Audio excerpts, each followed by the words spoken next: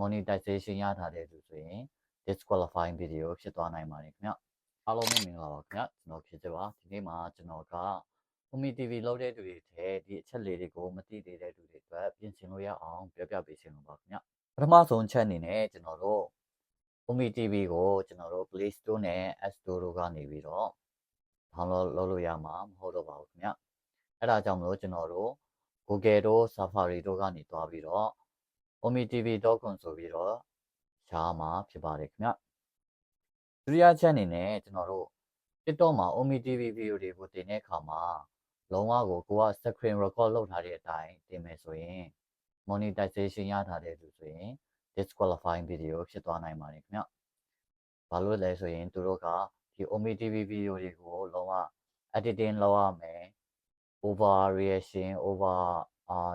over editing voice over ပြီးရင် reaction ပို့တို့တွေများထည့်ပြီးတော့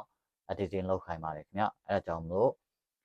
video တွေကို editing မလုပ်ဘဲနဲ့ဒီတိုင်း plain တင်မယ်ဆိုရင် video တွေက disqualifying ဖြစ်နိုင်ပါတယ်ခင်ဗျတတိယချက်အနေနဲ့ကျွန်တော်တို့ဒီ video တွေကိုအလျားလိုက်ပြောတဲ့အနေထားကကျွန်တော်တို့ Umi TV မှာဆိုရင်အလျားလိုက်အနေထားနဲ့ပြောများကြတဲ့အတွက်အဲ့ဒီတိုင်း TikTok မှာအလျားလိုက်အနေထားနဲ့တင်မယ်ဆိုရင်လည်းကျွန်တော်တို့ video တွေ disqualifying ဖြစ်သွားနိုင်ပါတယ်ခင်ဗျ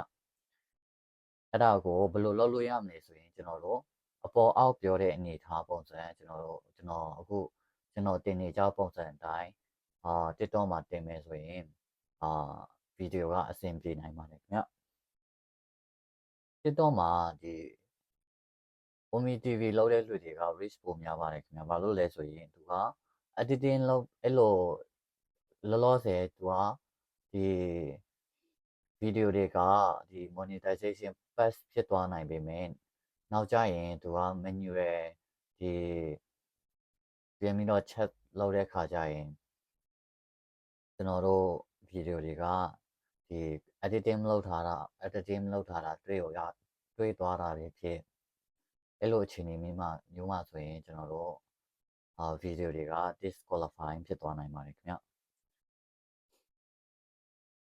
TikTok မှာဒီ video တွေ disqualifying ငါးခါဖြစ်သွားတဲ့အခါကျရင်ကျွန်တော်တို့ TikTok က monetization ကျသွားနိုင်ပါတယ်ခင်ဗျအဲဒါကြောင့်မလို့ဒီချက်လေးတွေကိုသတိထားစေချင်ပါတယ်ခင်ဗျအားလုံးပဲဒီနေ့ကတော့ဒီလောက်ပါပဲခင်ဗျအဆင်ပြေကြပါစေနောက်ဗီဒီယိုမှာထပ်တွေ့ကြပါမယ်ဗျ bye